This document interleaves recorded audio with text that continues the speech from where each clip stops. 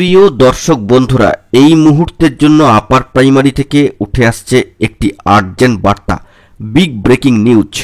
কার্যত কোন ইস্যু নিয়ে বা কোন কোন ইস্যুগুলিকে নিয়ে সর্বোচ্চ ন্যায়ালয় সুপ্রিম কোর্টে যাওয়ার একটা সম্ভাবনা থাকছে, এই নিয়ে কিন্তু থাকছে গুরুত্বপূর্ণ আর্জেন্ট খবর আপডেট।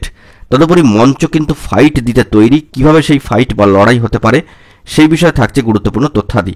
অবশ্যই ইনফরমেটিভ ভিডিওটিকে আর্জেন্ট ভিত্তিতে আপনাদের জন্য ক্রিয়েট করা।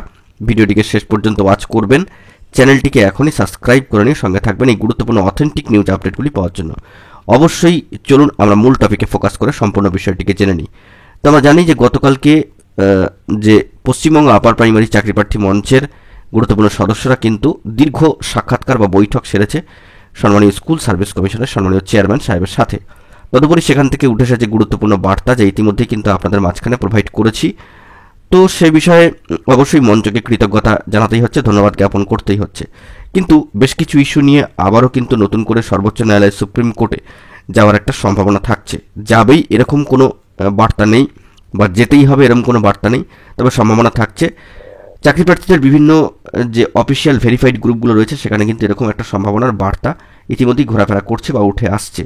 তো ঠিক কোন কোন ইস্যু নিয়ে সুপ্রিম কোর্টে যাওয়ার একটা সম্ভাবনা থাকছে, মূলত যে ইস্যুগুলো খারিজ হয়ে গিয়েছে, বাতিল হয়ে গিয়েছে, যেগুলো কোনোভাবে আমল পায়নি বা গুরুত্ব পায়নি, তো সেই দিক থেকে সেই রিজার্ভেশন পলিসি, সিট আপডেট সংক্রান্ত ম্যাটার, এইগুলি গুরুত্বপূর্ণ বা ভ্যালুয়েবল একটা ইস্যু।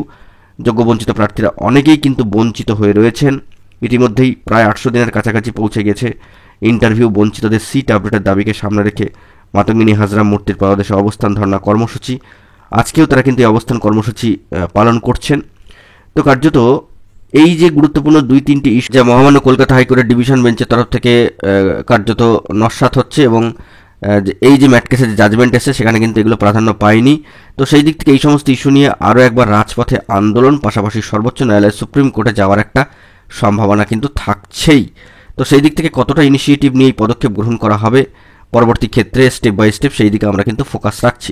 তবে আভাসে ইঙ্গিতে এরকম ধরনের সম্ভাবনার খবর উঠে আসছে।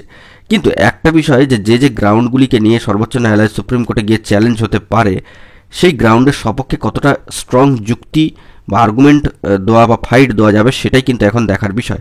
তো এই দিক থেকে পশ্চিমবঙ্গ আপার প্রাইমারি চাকরি প্রার্থী মঞ্চের গুরুত্বপূর্ণ সদস্যরা তারা কিন্তু তৈরি। তারা এটা আগে থেকেই ঠিক করে রেখেছিলেন, যদি নিয়োগের বিপক্ষে গিয়ে কেউ বা কারা যদি এই ধরনের সর্বোচ্চ ন্যায়ালয় সুপ্রিম কোর্টে গিয়ে নিয়োগকে আটকানোর জন্য প্রয়াস করে থাকেন বা বিভিন্ন যে ইস্যুগুলো বর্তমানে খারিজ হয়েছে সেই বিষয় নিয়ে কোনো বার্তা দেন, তবে কিন্তু তারাও ফাইট দেবেন।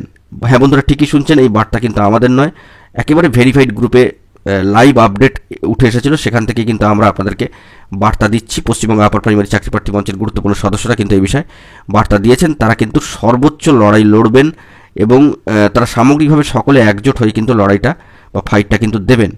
তাতে করে সর্বোচ্চ ন্যায়ালয় সুপ্রিম কোর্টের গুরুত্বপূর্ণ বিশিষ্ট আইনজীবীদের সঙ্গে নিয়ে তারা কিন্তু ফাইট দেবেন। এভাবেই কিন্তু তারা প্রস্তুত হয়ে রয়েছেন বা প্রস্তুতি নিয়ে রেখেছেন, যদি এরকম ধরনের কোনো সম্ভাবনার জায়গা তৈরি হয় তবেই। তো কার্যত এই ইস্যুগুলো, অর্থাৎ রিজার্ভেশন পলিসি বা রিজার্ভেশন রুলস এবং সিট আপডেটকে কেন্দ্র করে একটা সম্ভাবনা কিন্তু থাকছে সর্বোচ্চ ন্যায়ালয় সুপ্রিম কোর্টে যাওয়ার। এর পাশাপাশি এটাও বলে রাখা দরকার যে শুধুমাত্র সুপ্রিম কোর্ট নয়, রাস্তায় নেমে আন্দোলন করাটাও কিন্তু জরুরি, সেই সপক্ষেও কিন্তু বার্তা এসেছে ভেরিফাইড গ্রুপগুলি থেকে। অর্থাৎ কোর্টের লড়াই, পাশাপাশি রাস্তার লড়াই, আন্দোলন, অবস্থান, রাজপথের লড়াই বা ফাইট কিন্তু দিতে হবে। কিন্তু মঞ্চের তরফ থেকে বিভিন্ন বিষয় কিন্তু ইনিশিয়েটিভ ইতিমধ্যেই নিয়ে রাখা হয়েছে, যদি নিয়োগের বিপক্ষে কোনো বার্তা আসে তবে কিন্তু তারা ফাইট দেবে সর্বোচ্চ ন্যায়ালয় সুপ্রিম কোর্টে। সেখানেও কিন্তু 1 থেকে 2টো হিয়ারিংয়ের পরে কিন্তু যাবতীয় বিষয়ের নিষ্পত্তি বা সমাধান মিলবে, এমনই তাদের আশ্বাস, এমনই তাদের বার্তা, এমনই তাদের বক্তব্য।